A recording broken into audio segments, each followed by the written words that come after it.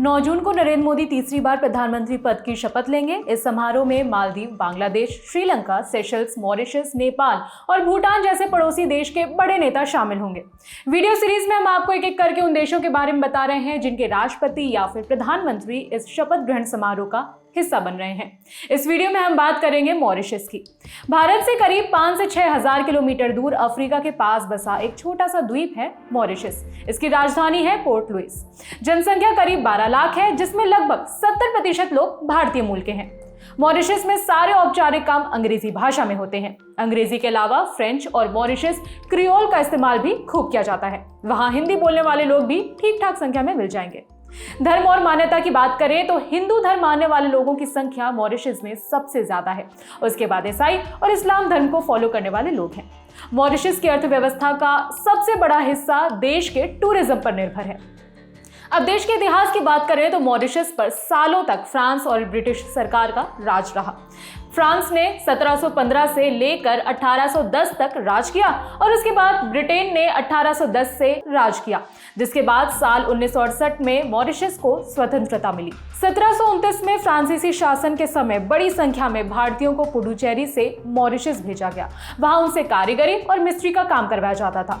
उसके बाद 1834 से 1900 के बीच में ब्रिटिश शासन में लगभग 5 लाख भारतीयों को दोबारा मॉरिशस लाया गया, जिसमें कुछ तो वापस भारत लौट आए, लेकिन करीब 2/3 भारतीय वहीं बस गए। मॉरिशस के इतिहास में महात्मा गांधी का नाम भी शामिल है। साल 1901 में दक्षिण अफ्रीका से भारत लौटते वक्त गांधी कुछ समय के लिए मॉरिशस में रुके थे।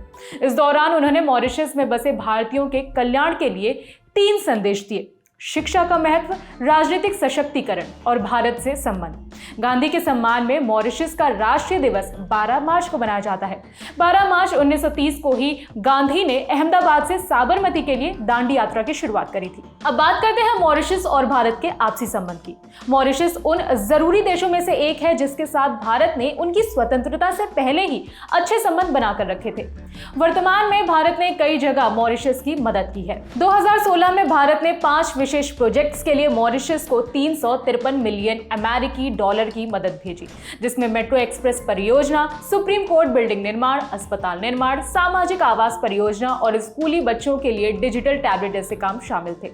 कोविड काल में 22 जनवरी 2021 को भारत ने 1 लाख कोविशील्ड डोज उपहार के रूप में मॉरिशस को भेजी। उसके बाद व्यावसायिक तौर पर कोवैक्सीन की 2 लाख डोजेस भी भेजी गई। 28 अप्रैल 2021 को मॉरिशस ने भारत को 200 ऑक्सीजन कंसंट्रेटर डोनेट किए। 2005 में भारत मॉरिशस के सबसे बड़े व्यापारिक साझेदारों में से एक रहा है। इसके अलावा भी भारत ने मॉरिशस की काफी मदद की है। इस समय मॉरिशस के प्रधानमंत्री प्रविंद कुमार जुगनौथ हैं। 9 जून को नरेंद्र मोदी की शपथ समारोह में शामिल होने के लिए जुगनौथ भारत आ चुके हैं।